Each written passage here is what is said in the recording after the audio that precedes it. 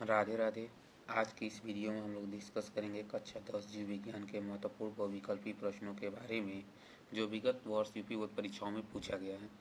इससे पहले के जो क्वेश्चन थे वो इससे पूर्व वाले वीडियो में अपलोड किया गया है। उसके आगे के जो क्वेश्चन है उसके बारे में हम चर्चा कर रहे हैं। पहला इसमें क्वेश्चन आ रहा है कि निम्न में से कौन सा या से पर्यावरण मित्र व्यवहार कहलाता है या कहलाते हैं। मतलब निम्न में से कह रहा है कि कौन से ऑप्शन जो है ना जिसके द्वारा हम लोग पर्यावरण की सुरक्षा करने का काम करते हैं या पर्यावरण जिससे पर्यावरण की कोई प्रदूषण हानि नहीं होता है।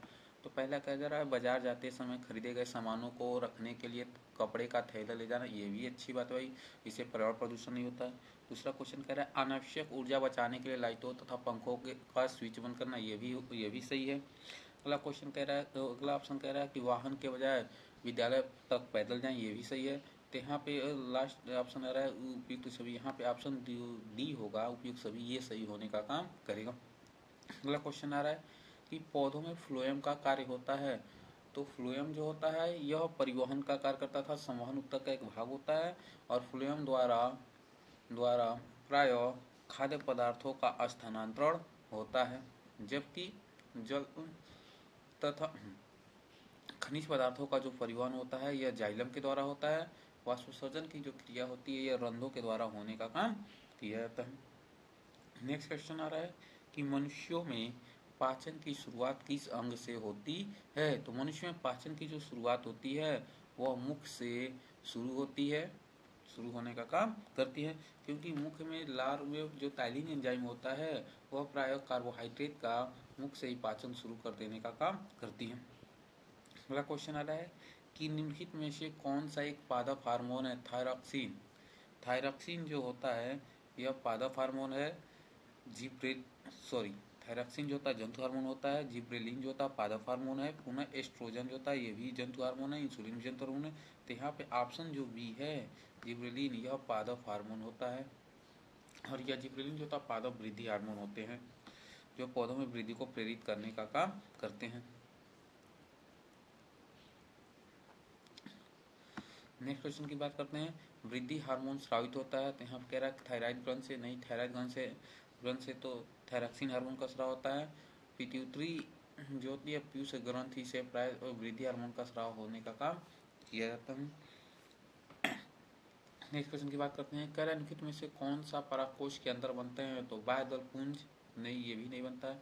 परागकण, हाँ परागकण जो होते हैं यह परागकोश के अंदर बनने का काम करते हैं, जबकि अंडाशय जो होता है और ग्लूकोज होता है यह मादा जननांग के अंतर्गत आने का काम करते हैं। नेक्स्ट क्वेश्चन कह रहा है कि पुष्प का जनन अंग है। तो बाह्यदल पुंज, ये पुष्प का जनन अंग नहीं होता है। पुंज ये भी पुष्प का जनन अंग नहीं होता है।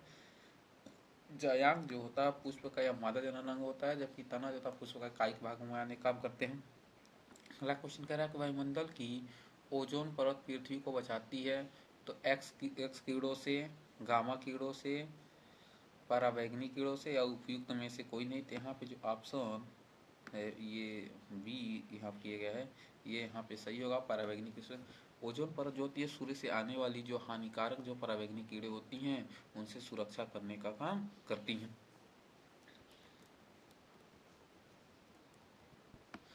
नेक्स्ट क्वेश्चन की बात कर रहे हैं, कह रहा है गुर्दे की इकाई जो सृजन की प्रक्रिया में भाग लेता है। तो गुर्दा जो होता है जिसकी जो इकाई होती है, इकाई मतलब होता है ये कि गुर्दा जिस प्रकार से कोशिका जो होती है हमारे जीव की संरचनात्मक इकाई, उसी प्रकार से गुर्दे का पूछा इकाई क्या होता है। तो तंत्रिका या न्यूरॉन, तो नई तंत्रिका या न्यूरॉन जो होता है यह तंत्रिका तंत्र की इकाई होती है। वृकाणु, शैतान या म्यूटान, तो यहाँ पे जो वृकाणु है अर्थात नेफ्रॉन जो होता है यह गुर्दे की इकाई होती है। अगला क्वेश्चन कह रहा है कि पौधों में जाइलम इसके लिए उत्तरदायी होते हैं, अर्थात पौधों में जाइलम का क्या काम होता है। तो जल का वहन, भोजन का वहन, अमीनो अम्लों का वहन या ऑक्सीजन का वहन। तो पौधों में जाइलम जो होता है यह जल तथा खनिज तत्वों का परिवहन करने का काम करते हैं, अर्थात तो वहन करने का काम करती है। नेक्स्ट क्वेश्चन आ रहा है कि स्वपोषी पोषण के लिए आवश्यक होती है कार्बन डाइऑक्साइड और जल। दूसरा कह रहा है क्लोरोफिल की, सूर्य के प्रकाश की या इनमें से सभी की। तो स्वपोषी पोषण के लिए प्राय वह पोषक प्रक्रिया होती है जिसमें एक जीव जो होता है अपना भोजन स्वयं बनाने का काम करता है। तो ऐसी स्थिति में भोजन स्वयं बनाने के लिए कार्बन डाइऑक्साइड और जल की भी आवश्यकता होती है, क्लोरोफिल की भी आवश्यकता होती है और सूर्य के प्रकाश की आवश्यकता। अतः यहाँ पे ऑप्शन डी इनमें सभी जो होगा यह सही होगा।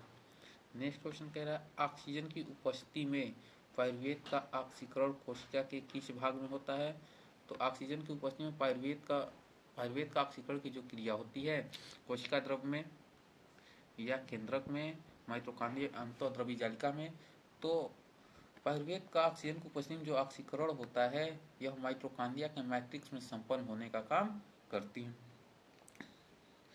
नेक्स्ट क्वेश्चन को बात करते हैं। मेंडल ने अपना प्रयोग किया था तो वंशागत के गुणसूत्रों के अध्ययन करने के लिए, मटर के उत्पादन के लिए, चावल के उत्पादन के लिए या गेहूं के उत्पादन के लिए। तो मेंडल ने अपना जो प्रयोग था वह प्राय वंशागत के गुणसूत्रों के अध्ययन करने के लिए किया था, अर्थात वो उन्होंने अपने प्रयोगों द्वारा यह बताया कि जो लक्षण होते हैं वो कैसे एक पीढ़ी से दूसरे पीढ़ी में स्थानांतरित होते हैं और किस प्रकार से वो प्रकट होने का काम करते हैं।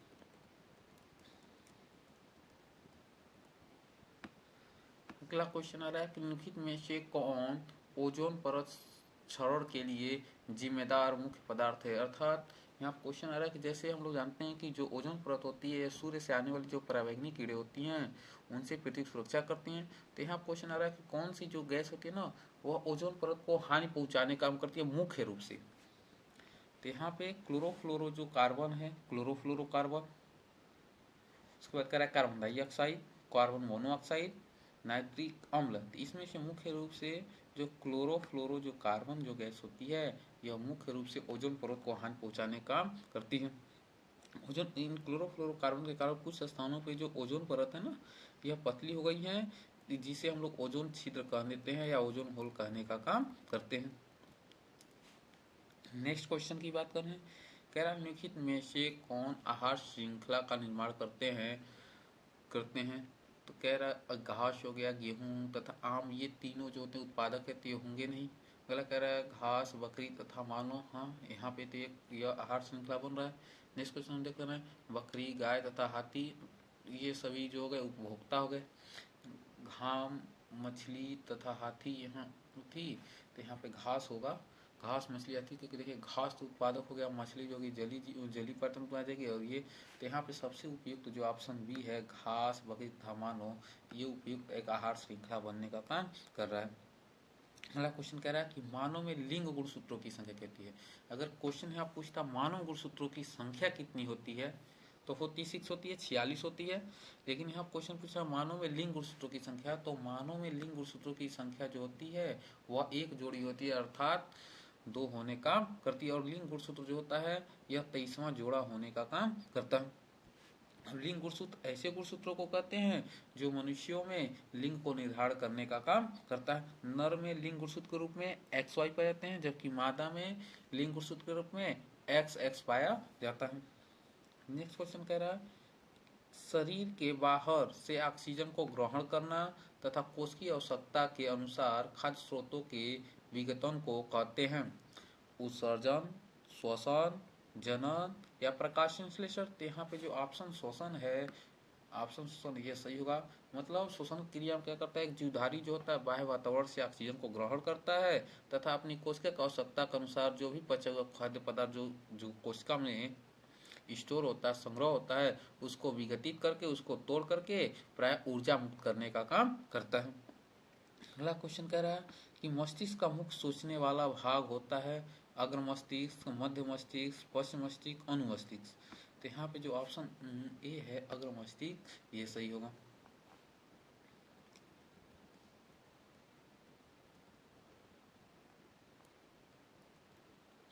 नेक्स्ट क्वेश्चन की बात करते हैं, कह रहा है कि निम्नलिखित पौधों में से किसका पुष्प एक लिंगी होता है। गुड़हल का, सरसों का, मटर का, पपीते का। तो यहाँ पे ऑप्शन जो डी है पपीते का जो फूल होता है या पुष्प जो होता है वो एक लिंगी होता है। अर्थात एक लिंगी ऐसे पुष्प होते हैं जिनके पुष्प में या तो केवल नर जननांग पाया जाता है या मादा जननांग पाए जाते हैं, जबकि गुड़हल, सरसों और जो मटर होता है ये द्विलिंगी या उभयलिंगी पुष्प होते हैं।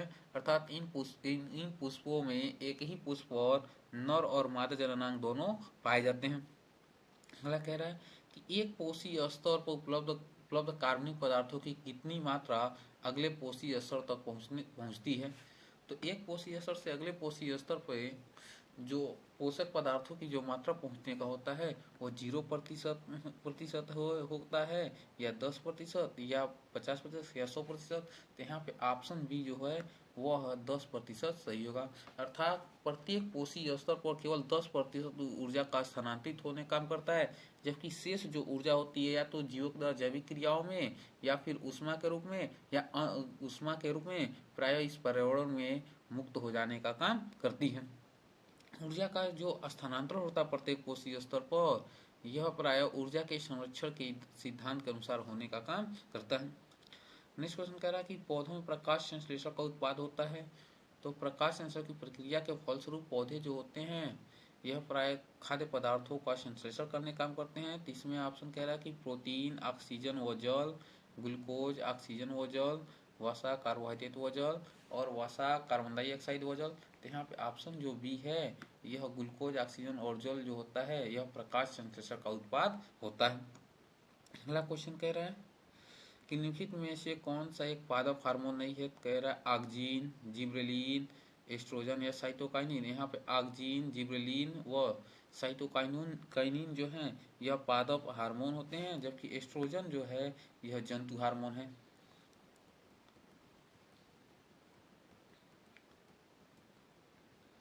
अगला क्वेश्चन आ रहा है कि स्वपोषी पोषण के लिए आवश्यक है। तो स्वपोषी पोषण वह पोषण होता है जिसमें एक जीव जो होता है अपना भोजन स्वयं बनाने काम करता है तथा उससे पोषण ले रहा है। 30 प्रकार के पोषण को हम लोग स्वपोषी पोषण कहते हैं। इसमें एग्जाम्पल आता है जैसे पौधे। तो पौधे क्या करते हैं, बाह्य वातावरण से कार्बन डाइऑक्साइड व पौधे प्राय कार्बन डाइऑक्साइड व जल व क्लोरोफिल और सूर्य के प्रकाश का अवशोषण करके प्राय खाद्य पदार्थों का संश्लेषण करते हैं। तो यहाँ पर ये जो तीनों चीजें हैं, कार्बन डाइऑक्साइड, जल, क्लोरोफिल और सूर्य के प्रकाश, इन सभी की आवश्यकता होती है स्वपोषी पोषण के लिए। अगला क्वेश्चन आ रहा है कि निम्नलिखित में से कौन सा पादप हार्मोन है। Testosterone, cytokinin, adrenaline, thyroxine. तो यहाँ पे टेस्टोस्टेरोन, एड्रीनलिन, थायरॉक्सिन ये तीनों जो हैं ये जंतु हार्मोन हैं, जबकि यहाँ पे कह रहा है साइटोकाइनिन जो है यह पादप हार्मोन होता है और यह पौधों में प्राय कोशिका विभाजन को प्रेरित करने का काम करता है। अगला क्वेश्चन कह रहा है परागकोश में होते हैं। तो परागकोश में क्या बनता है, कह रहा अंडाशय, गर्भाशय, परागकण या बाह्यदल। तो परागकोश में प्राय परागकण बनने का काम करता था। परागकोश में लघु बीजाणु मात्र कोशिकाएं पाई जाती हैं जिनमें अर्धसूत्रीय विभाजन के फलस्वरूप परागकण बनने का काम करते हैं। अगला क्वेश्चन कह रहा है कि पुनरुद्भवन पुनर्जनन द्वारा जनन होता है। हाइड्रा में, प्लेनेरिया में, ब्रायोफिलम में या कबूतर में। तो यहाँ पर प्लेनेरिया जो होता है इसमें मुख्य रूप से पुनरुद्भवन द्वारा जनन होने का पता। पुनरुद्भवन द्वारा जनन कैसे होता है, अगर किसी जीव का शरीर किसी कारणवश दो खंडों में टूट जा रहा है या दो से अधिक खंडों टूट रहा है ना, तो उस जीव के शरीर का प्रत्येक खंड जिसमें जो खंड उस जीव के शरीर के भाग में नहीं पाता है वह खंड उस भाग को पुनर्उद्भवित कर लेता है। और इस प्रक्रिया पुनर्उद्भवन की प्रक्रिया के द्वारा एक जो जीव था वह जितने खंड टूटा हुआ होता है उतने नए जीवों को निर्माण करने का काम करता है। तो इस कारण से इस प्रकार के जनन को हम लोग क्या बोलते हैं, पुनर्उद्भवन द्वारा जनन कहने का काम करते हैं।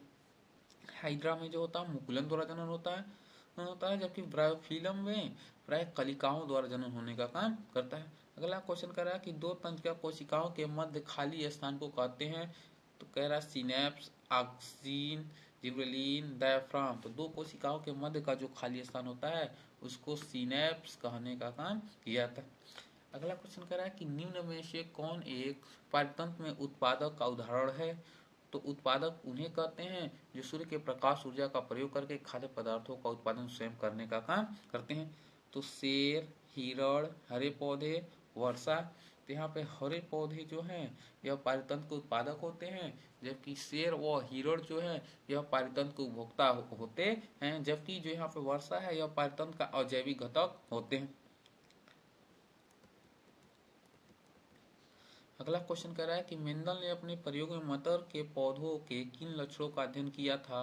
तो ऑप्शन यहाँ पे दे रहा है कि गोल व झुर्रीदार बीज, लंबे आबलिक बौने पौधे, सफेद आबलिक बैंगनी फूल, या इनमें सभी। तो मेंडल ने अपने प्रयोगों में 7 जोड़ी विपरीत लक्षणों को लेकर अध्ययन किया था और इनमें तीनों जो ऑप्शन है ए बी सी ये इन सभी का अध्ययन करने का काम किया था। अतः यहाँ पे ऑप्शन डी जो होगा इनमें सभी यह सही होने का काम करेगा।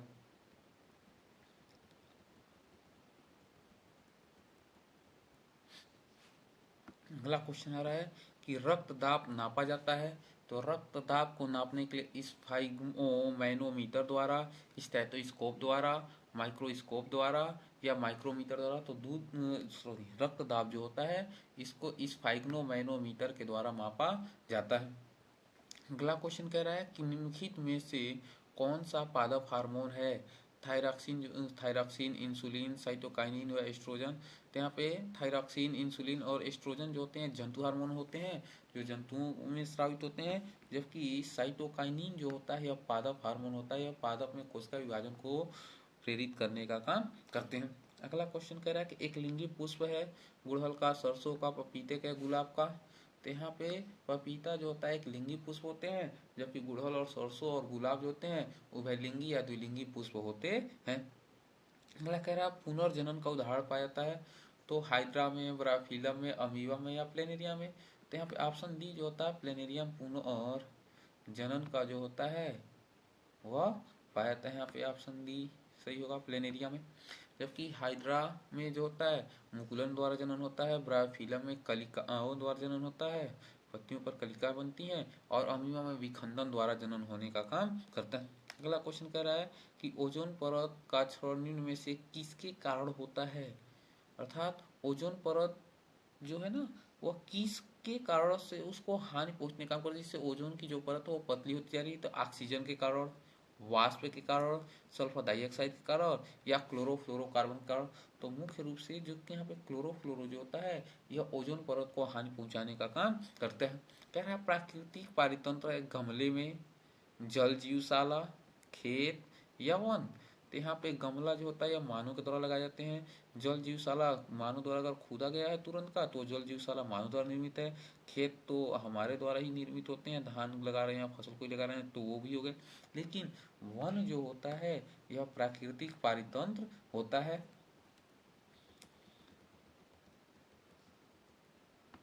अगला कह रहा है कि आहार श्रृंखला में उत्पादक होते हैं चूहा, बिल्ली, खरगोश, हरे पौधे एवं नील हरी शैवाल।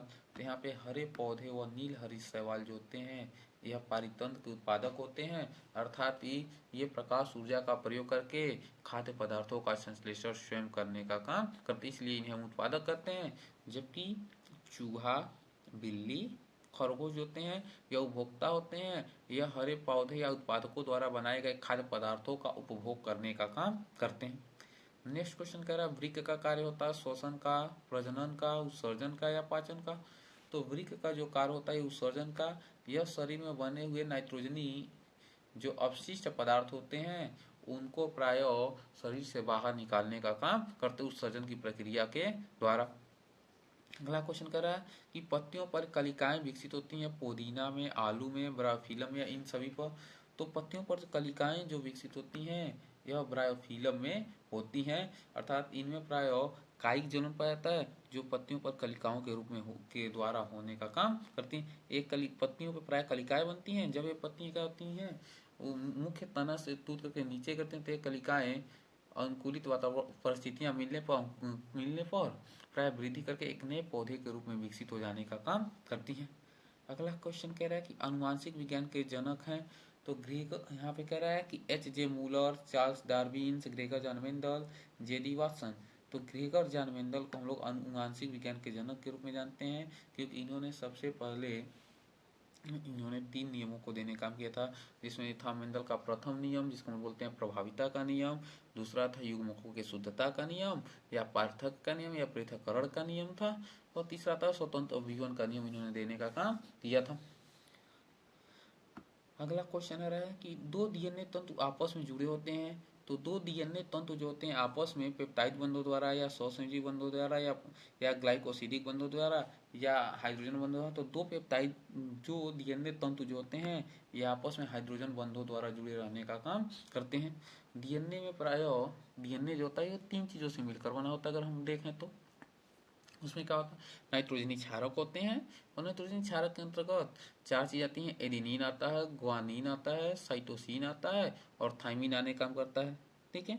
इसके बाद से डिऑक्सीराइबोस सकरा आती है, और फास्फोरिक अम्ल आते हैं, और यही आपस में मिलकर प्राय न्यूक्लियो तीनों आपस में मिलकर के न्यूक्लियोटाइड बनाते हैं, और यह न्यूक्लियोटाइड जो होते हैं आपस में मिलकर पॉलीन्यूक्लियोटाइड बनाने का काम करते हैं, जिसका डीएनए का निर्माण होता है।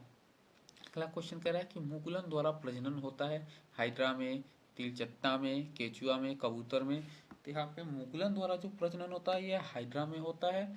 इसमें क्या होता है कि जो हाइड्रा होता है इसकी जो मात्र जो पौधा होता है उसमें प्राय एक बाह्य वृद्धि निकलने का काम करती है, जिसको मुकुल कहते हैं।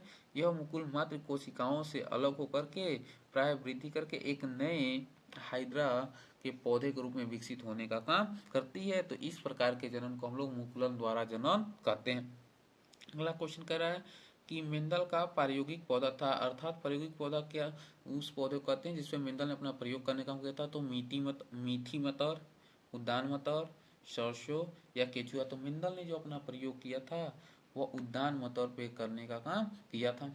अगला क्वेश्चन आ रहा है कि निम्न में से कौन सा एक मानव में मादा जनन तंत्र का भाग नहीं है। अंडाशय, गर्भाशय, शुक्रवाहिका, डिंबवाहिनी। तो अंडाशय, गर्भाशय और डिंबवाहिनी जो होता है यह मादा जनन तंत्र की भाग होती हैं, जबकि शुक्रवाहिका जो होता है यह नर जनन तंत्र की भाग होते हैं।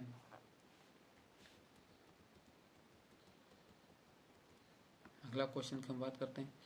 पादपों में जाइलम का कार्य होता है जल का वहन करना, भोजन का वहन करना, अमीनो अम्ल का वहन करना, ऑक्सीजन का वहन करना। तो पादपों में जाइलम का जो कार्य होता है यह जल का वहन करने का काम करता है, अर्थात यह जाइलम जो होता है पौधों की जड़ द्वारा अवशोषित जल व खनिज पोषक तत्वों को पौधों के विभिन्न भागों तक पहुंचाने का काम करती है। जबकि जो फ्लोएम होता है यह पत्तियों द्वारा निर्मित खाद्य पदार्थों को पौधों के विभिन्न भागों तक पहुंचाने का काम करती हैं। अगला क्वेश्चन आ रहा है, आनुवंशिकता के प्रयोग के लिए मेंडल ने में से कौन से पौधे का उपयोग किया था, अर्थात मेंडल ने अपने प्रयोग के लिए किस पौधे का चयन करने का काम किया था। तो ऑप्शन यहाँ पे है टमाटर का, बैगन, मटर, सरसों। तो मेंडल ने अपने प्रयोग के लिए प्राय मटर के पौधों का चयन किया था। मटर का पौधे का चयन करने का कारण था कि मटर के पौधे का जो जीवन काल होता है वो एक वर्षीय पौधा होता है, अर्थात इसके कई पीढ़ियों का अध्ययन कम ही समय किया जा सकता है। दूसरा था कि इनमें कई सारे विपरीत लक्षण पाए जा सकते थे। दूसरी इसमें आते हैं तो इसमें प्राय क्या होता है, स्वपरागण क्रिया होती है जिससे युग्मकों की जो शुद्धता होती है पीढ़ी दर पीढ़ी बने रहने का काम करती है। तो अन्य कई कारण थे जिसके कारण मेंडल ने प्राय मटर के पौधे का चयन करने का काम किया था। अगला क्वेश्चन आ रहा है कि निम्नलिखित में से कौन मानव में मादा तंत्र का भाग नहीं है। अंडाशय, गर्भाशय, शुक्रवाहिका या डिंबवाहिनी। तो अंडाशय, गर्भाशय और डिंबवाहिनी जो होता है मादा जनन तंत्र की भाग होती है, जबकि शुक्रवाहिका जो होती है मादा जनन तंत्र की भाग नहीं होती। आप लोगों को लग रहा है बहुत से क्वेश्चन बार बार रिवाइज हो रहे हैं कि सभी जो क्वेश्चन है यूपी बोर्ड में हर साल 7 सेट निकलते हैं, उन्हीं सेटों से ये क्वेश्चन को यहाँ पे लिखा गया है या टाइपिंग किए गए हैं। अगला यहाँ पे क्वेश्चन है, स्वपोषी पोषण के लिए आवश्यक है कार्बन डाइऑक्साइड तथा जल, क्लोरोफिल, सूर्य का प्रकाश या उपरोक्त सभी। तो स्वपोषी पोषण के उपयुक्त सभी जो हैं यह आवश्यक होते हैं। अगला कह रहा है कि अलैंगिक जनन मुकुलन द्वारा होता है अमीबा में, ईस्ट में, प्लाज्मोडियम में या लिस्मानिया में। तो अलैंगिक जनन की जो क्रिया होती है यह ईस्ट में भी होने का काम करती है। अगला क्वेश्चन कह रहा है कि अलैंगिक जनन किसे कहते हैं, एक बार इसे कर लें। तो जनन की वह प्रक्रिया जिसमें एक ही जीव अपने समान नए जीव को उत्पत्ति करने का काम करता है। तो जनन की इस प्रक्रिया को हम लोग अलैंगिक जनन कहते हैं। लैंगिक जनन की वह प्रक्रिया होती है जिसमें एक ही जाति के दो विपरीत जनक जीव जो होते हैं ना उनके द्वारा निर्मित जो विशेष प्रकार की कोशिकाएं जैसे शुक्राणु और अंडाणु होते हैं यह निषेचन की क्रिया में भाग लेने का काम करती हैं। तो इस प्रकार के जनन को हम लोग लैंगिक जनन कहने का काम करते हैं। अगला क्वेश्चन कह रहा है कि वह जैव प्रक्रम जिसके द्वारा हानिकारक पदार्थों का निष्कासन शरीर से होता कहलाता है, अर्थात जनन, उत्सर्जन, पाचन या परिसंचरण। तो उत्सर्जन जो होता है, उत्सर्जन वह जैविक प्रक्रम होता है, जैव प्रक्रम होता है जिसके द्वारा शरीर में बने हुए हानिकारक पदार्थों को प्राय बाहर निकालने का काम किया था। अगला क्वेश्चन कह रहा है कि प्रकाश संश्लेषण के दौरान निम्न में से कौन सी क्रिया नहीं होती, अर्थात प्रकाश संश्लेषण की क्रिया के दौरान कौन सी क्रिया नहीं हो रही होती है। मतलब जब प्रकाश पौधे जब अपना भोजन बना रहे होते हैं तो उस दौरान क्या नहीं होता है।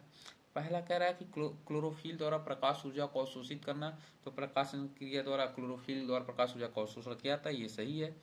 अगला क्वेश्चन कह रहा है प्रकाश ऊर्जा को रासायनिक ऊर्जा में परिवर्तित करना, ये भी सही है क्योंकि क्या होता है, जो सूर्य का प्रकाश होता है उसको रासायनिक ऊर्जा में परिवर्तित करके ग्लूकोज में बांधित कर दिया जाता है, उसमें बांध दिया जाता है। अगला कह रहा है कार्बन डाइऑक्साइड तथा कार्बन डाइऑक्साइड का कार्बोहाइड्रेट में उपचयन, ये भी होता है। कार्बन डाइऑक्साइड जो होता है मुक्त हुए जल कणुओं से हाइड्रोजन को ग्रहण करके कार्बोहाइड्रेट में अपचय हो जाते हैं। ग्लूकोज का पायरुविक अम्ल विखंडन, यह जो ग्लूकोज का पायरुविक अम्ल में जो विखंडन होता है यह प्राय शोषण के अंतर्गत आने का काम करता है, तो ये यहाँ पे सही होगा। अगला कह रहा है कि मेंडल ने अपने प्रयोग किस पौधे पर किए थे, तो मेंडल ने अपना जो प्रयोग था वह सरसों के, अरहर के, साइकस के या मटर के, तीन में से किस पौधे पर किया था, तो मेंडल ने अपना जो प्रयोग था वो मटर के पौधे पर किया था। अगला क्वेश्चन कह रहा है कि निम्नलिखित में से किस पौधे में एक लिंगी पुष्प होते हैं, पपीते में, गुड़हल में, सरसों में, मटर में, तो पपीता का जो पुष्प होता है यह एक लिंगी होता है। नेक्स्ट क्वेश्चन की बात करते हैं, मादा जनन तंत्र के किस भाग में कापर स्थापित किया जाता है, अंडाशय में, अंडवाहिनी में, गर्भाशय में, योनि में, तो मादा जनन तंत्र में प्राय गर्भाशय वाले भाग में कापर को स्थापित किया जाता है। अगला क्वेश्चन कर रहा है किण्वन के बारे में निम्न में से कौन सा कथन सत्य नहीं, अर्थात कह रहा है कि किण्वन की जो क्रिया होती है इसमें इसमें कौन सा कथन सत्य नहीं होता, तो कह रहा है यह ऑक्सीजन को अनुपस्थित होता है। तो किण्वन की जो क्रिया होती है अनाक्सीय शोषण होता है या ऑक्सीजन को, तो अनाक्सीय शोषण जो होता है ऑक्सीजन के अनुपस्थित होता है, तो ये ऑप्शन सही होगा। अगला कह रहा है कि यह प्रक्रम सामान्यतः ईस्ट में होता है, ये भी सही है। किण्वन की जो क्रिया होती है ईस्ट के द्वारा कराए जाते हैं। कह रहा इस क्रिया में पायरुवेट या पायरुविक अम्ल CO2 व एथेनॉल परिवर्तित होता है, ये भी सही है। कि अनाक्सीय शोषण की प्रक्रिया में जो अंतिम उत्पाद होता है कार्बन डाइऑक्साइड वो एथेनॉल बनने का काम करता है, ये भी सही है। कह रहा है यह क्रिया माइटोकॉन्ड्रिया में संपन्न होती है, तो यहाँ पे जो यह ऑप्शन डी है यह क्रिया जो होती है यह किण्वन में नहीं होती, क्योंकि माइटोकॉन्ड्रिया में ऑक्सीजन की क्रिया होती है जबकि किण्वन जो होता है अनाक्सीजन होता है, अतः इसलिए यहाँ पे जो माइटोकॉन्ड्रिया में संपन्न की बात है ये ऑप्शन यहाँ पे सही होगा, क्योंकि यह प्रक्रिया किण्वन में संपन्न नहीं होता। अगला कह रहा है कि पौधों में जड़ों द्वारा अवशोषित जल व खनिज लवणों का परिवहन किसके माध्यम से होता है, जाइलम के द्वारा, फ्लोएम के द्वारा, रंध्र के द्वारा या कैम्बियम के द्वारा, तो पौधों के जड़ों द्वारा अवशोषित जल व खनिज लवणों का जो परिवहन होता है वह जाइलम के द्वारा किया जाता है, जबकि फ्लोएम द्वारा पौधों में निर्मित खाद्य पदार्थों का परिवहन किया जाता है।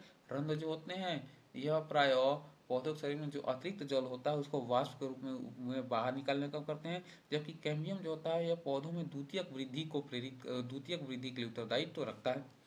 अगला क्वेश्चन कह रहा है कि एक स्वस्थ मनुष्य में सामान्य रक्तदाब अर्थात जिसको हम लोग ब्लड प्रेशर कहते हैं होता है, कह रहा है तो 140/90, 140/100 या 120/80 या 150/85। तो यहाँ पर ऑप्शन जो सी है 120/80 ये एक सामान्य जो मनुष्य होता है उसका रक्तदाब होता था, ब्लड प्रेशर होता है। 100 बात करते हैं 120 कब होता है, तो जब हमारा हार्ट जो होता है धमनियों में ब्लड को पंप कर रहा होता है तो उस दौरान हमारे धमनियों पे रक्त का जो दबाव होता है वो अधिक होता है, और उस दौरान अगर हम रक्तदाब की जो माप आती है वो 120 mmHg आता है, जबकि जब हमारा हार्ट जो होता है शीतलन की अवस्था में था तो वह धमनियों में रक्त को पंप नहीं कर रहा होता है, तो उस दौरान जो माप आता है रक्त धमनियों में जो रक्त के दाब का वह 80 mmHg आता है। अगला कह रहा है कि मेंडल के अनुसार मटर के पौधों में लिखित में से कौन सा जीनोटाइप लंबे वे तने व झुरीदार बीजों के लक्षणों को व्यक्त करता था, तो यहाँ पे ये पूछा जा रहा है ना कि कौन सा लक्षण होता लंबे तने व झुरीदार बीजों को प्रदर्शित करने के लिए मेंडल ने उपयोग किया था जीनोटाइप को। तो यहाँ पे कह रहा है capital T, capital T, capital R, capital R, तो यहाँ कैपिटल टी तो लंबेपन के लिए है, लेकिन कैपिटल आर जो होता है यह गोल बीजों के लिए, तो यहाँ पे सही नहीं होगा। पहला कह रहा है small T, capital R, small T जो होता है पौधे के बौनेपन के चिन्ह को रखता है, जबकि कैपिटल आर पौधे गोल बीजों के लिए, तो यहाँ पे भी सही नहीं होगा। कैपिटल टी जो है यह लंबे तने के लिए होता है। स्मॉल आर जो होता है झुरीदार बीजों के लिए होता है। पहला कह रहा है स्मॉल टी तो यह तो बौने पौधे के लिए होता है। स्मॉल आर झुरीदार ये तो आपसे है, लेकिन ये वाला गलत तो है। यहाँ पे ऑप्शन जो सी है कैपिटल टी स्मॉल आर यह मेंडल के अनुसार मटर के पौधे के लंबे तने व झुरीदार बीजों के लक्षण को व्यक्त करने का काम करता है। अगला क्वेश्चन हम बात कर रहे हैं, कह रहा है द्विविखंडन विधि द्वारा अलैंगिक जनन होता है अमीबा में, प्लाज्मोडियम में, ब्राफिलम में, आलू में। तो द्विविखंडन द्वारा अलैंगिक जनन की जो क्रिया होती है यह अमीबा में संपन्न होती है। नेक्स्ट क्वेश्चन कह रहा है कि जठर ग्रंथियां उपस्थित होती हैं छोटी आंत में, आमाशय में, अग्नाशय में, बड़ी आंत में।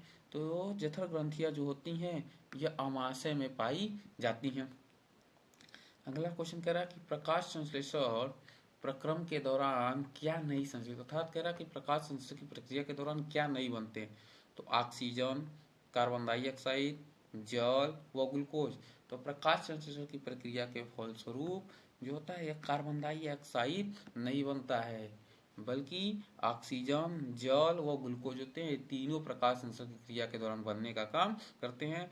तो प्रकाश संश्लेषण क्रिया के दौरान जो पौधा होता है कार्बन डाइऑक्साइड का उपयोग करता है। अगला कह रहा है कि पित्त का संश्लेषण होता है पित्ताशय में, वृक्क में, यकृत में, अमाशय में। समय तो पित्त का जो संश्लेषण होता है यह यकृत में होता है। यकृत में पित्त रस का संश्लेषण होता है और वहां से यकृत से यह प्राय पित्ताशय में पहुंचकर इकट्ठा होने का काम करते हैं।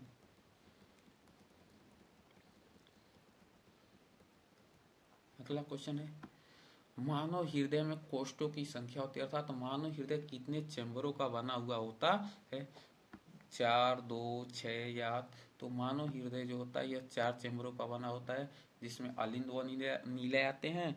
एक तरफ का बाएं तरफ अलिंद हो जाता है, एक तरफ दाएं तरफ अलिंद हो जाता है। उसी प्रकार बाएं नीले हो जाते हैं, दाएं नीले हो जाते हैं। इस प्रकार से 4 चैम्बरों का बना होता है या 4 कोष्ठों का बना होता है।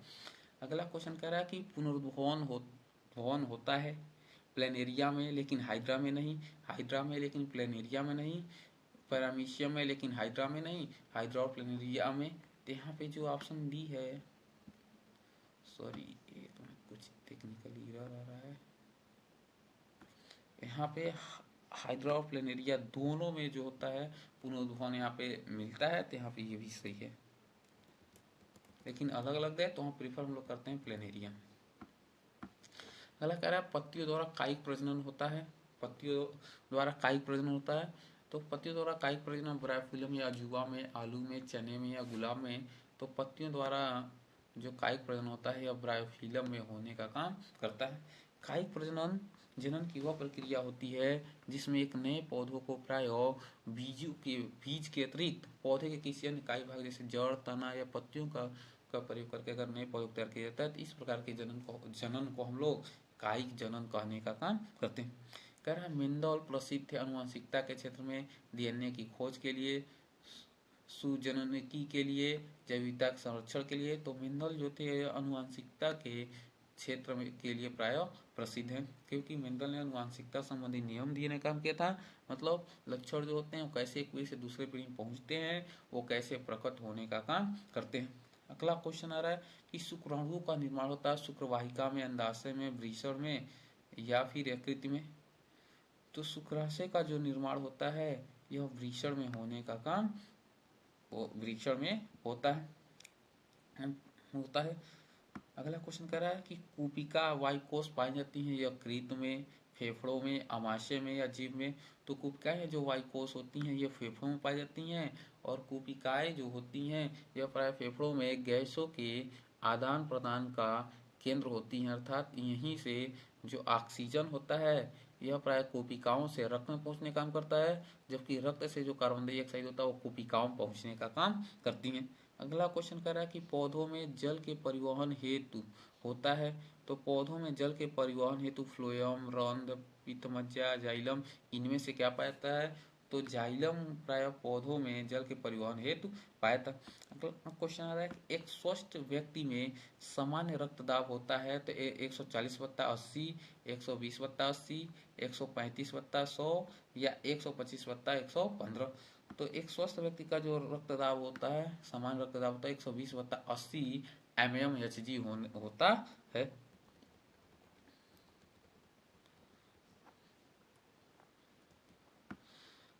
अगला क्वेश्चन आ रहा है कि मनुष्य में वृक्क एक तंत्र का भाग है जो संबंधित होता है। तो मनुष्य में वृक्क एक तंत्र जो भाग होता है यह प्राय उत्सर्जन संबंधित होता है। अगला क्वेश्चन कह रहा है कि स्वपोषी पोषण के लिए आवश्यक होता है कार्बन डाइऑक्साइड तथा जल, क्लोरोफिल, सूर्य का प्रकाश, या उपरोक्त सभी।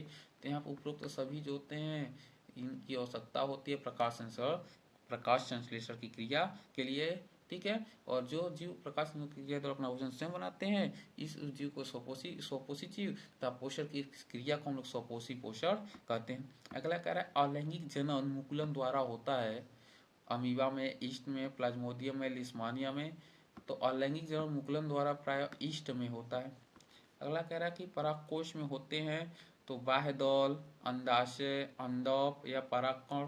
तो परागकोश में प्राय और सूत्री परागकोश में प्राय लघु बीजाणु मात्र कोशिकाएं पाई जाती हैं जिनमें और सूत्री विभाजन के फलस्वरूप प्राय परागकण बनते हैं। अगला क्वेश्चन आ रहा है कि निम्न में से कौन सा ऊर्जा का सिक्का या मुद्रा के रूप में पाया जाता है एडीपी, एएमपी, एटीपी, पायरुविक अम्ल। तो एटीपी जो होता है यह प्राय ऊर्जा का सिक्का या मुद्रा के रूप में पाया जाता है। अब हम बात करते हैं एडीपी का फुल फॉर्म क्या होता है। एडीपी को हम लोग बोलते हैं एडिनोसिन डाइफॉस्फेट, ठीक है। एएमपी को बोला जाता है एडिनोसिन मोनोफॉस्फेट और एटीपी को बोला जाता है एडिनोसिन ट्राइफॉस्फेट।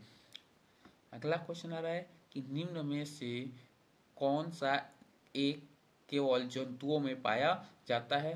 कह रहा श्वसन, तंत्रिका तंत्र, हार्मोन, वृद्धि। तो अगर हम पौधों की बात करें तो पौधों में भी श्वसन क्रिया होती है, पौधों में भी हार्मोन पाए जाते हैं, जंतुओं में पाया जाता है, पौधों में वृद्धि होती है, जंतुओं में वृद्धि होती है। लेकिन जो जंतु होते हैं उनमें केवल तंत्रिका तंत्र पाया जाता है, जबकि पौधों में किसी भी प्रकार के तंत्रिका तंत्र नहीं पाए जाते हैं। अगला हम बात कर रहे हैं मेंडल ने अपने प्रयोग निम्न में से किस पौधों पर किया था। मटर पर, चना होगा, यहाँ पे चना लिखा है, चना होगा, गुड़हल, राइजोपस। तो मेंडल ने अपना जो प्रयोग था वह मटर के पौधों पर किया था। अगला क्वेश्चन आया कि निम्नलिखित में से कौन सी एक परावैंगनिक कीड़ों को पृथ्वी पर आने से रोकती है। कह रहा है क्लोरीन परत, ऑक्सीजन परत, ओजोन परत, हाइड्रोजन परत। तो ओजोन परत जो होता है यह परावैंगनिक कीड़ों को पृथ्वी पर आने से रोकने का काम करती है। अगला कह रहा है क्वेश्चन क्लोरोफिल अवशोषित करता है जल को, खनिज लवण को, प्रकाश ऊर्जा को या ऑक्सीजन को। तो क्लोरोफिल जो होता है यह प्रकाश ऊर्जा को अवशोषित करने का काम करता है।